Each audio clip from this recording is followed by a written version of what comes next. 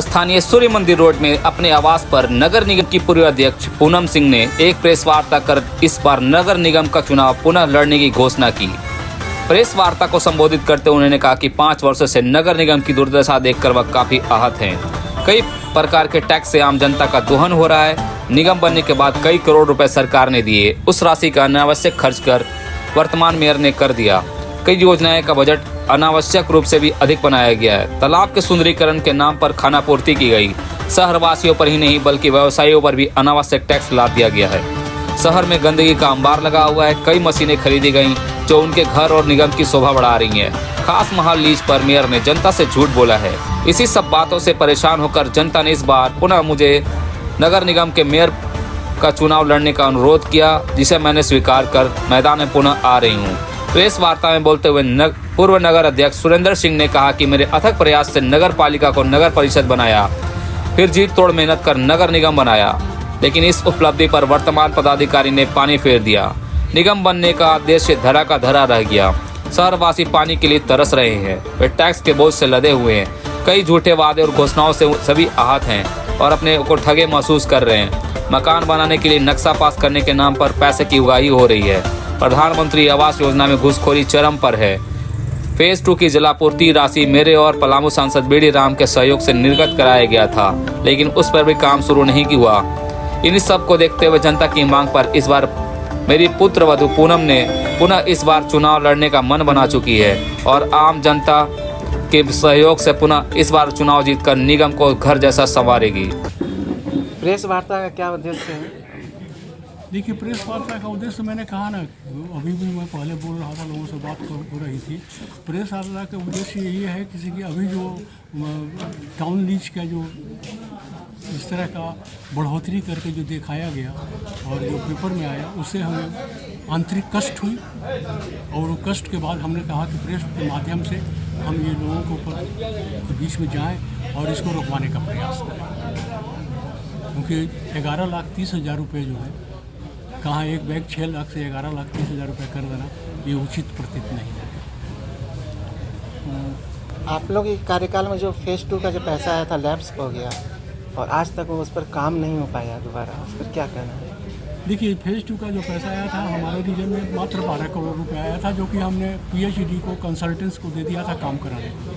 वो काम भी करा रहा था, लेकिन किस कारण से वो फेलियर हो गया, वो चला गया। इसके बाद हमको सूचना मिली कि जुडको को मिला, लेकिन जुडको अभी तक नहीं आया।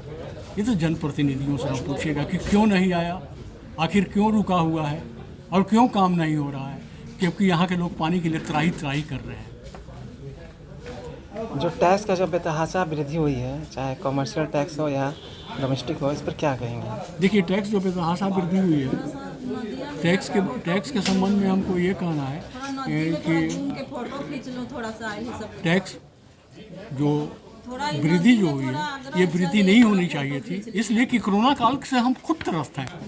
चाहे यहाँ का व्यवसायी हो तो, चाहे यहाँ का गृहस्थ हो तो, चाहे यहाँ का कोई भी कर्मचारी हो तो, कोरोना काल से इतना त्रस्त है कि उसकी सारी आमदनी मार खा गई है। और ऐसे समय में बेतहाशा ढंग से जो है सरकार के द्वारा जो टैक्स का निर्धारण किया गया, बढ़ोतरी किया गया, ये उचित नहीं है, इसको अमान्य होना चाहिए।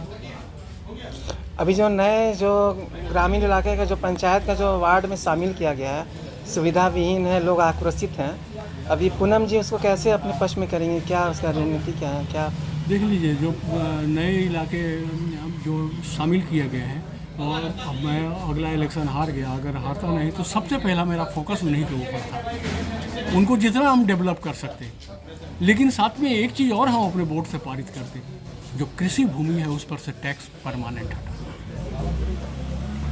जो कृषि भूमि से वो अपने खाने भर ही अनाज पैदा नहीं हुआ। अभी तो अकाल पड़ गया।